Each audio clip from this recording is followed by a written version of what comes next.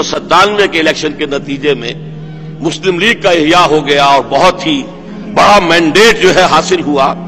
اور پھر خاندان بھی وہ تھا کہ جس کے ہاں کم سے کم روایتی مذہب موجود ہے، نماز روزہ موجود ہے، تو توقع ہوئی کہ شاید اللہ تعالیٰ کو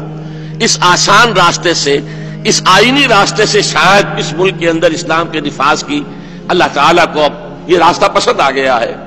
تب میں نے خط لکھا تھا میاں محمد شریف صاحب کو، جس کے نتیجے میں وہ اپنے تینوں بیٹوں کو لے کر میرے پاس آ گئے،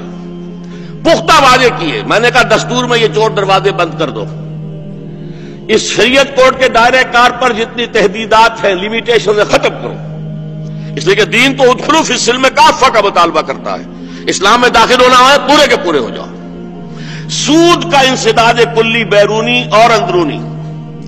یہ آپ پختہ وعدہ کریں،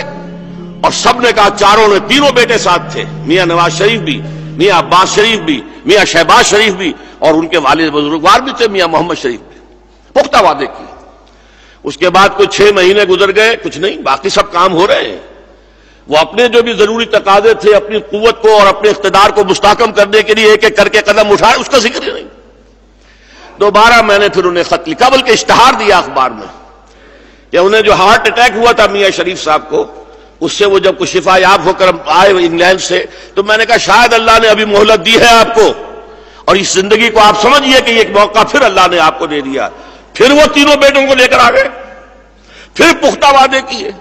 اور سود کے بارے میں تو مجھ سے کہنے لگے شہباز شریف کہ 3 سال کی مدت چاہیے اس کے کامل انسداد کے لیے۔ میں نے کہا نہیں، 1 سال کی مدت بھی کافی ہے ٹرانزیشن کے لیے۔ میاں شریف نے کہا نہیں، 6 مہینے کے اندر اندر ختم کرو، اور سب نے کہا ہم کریں گے۔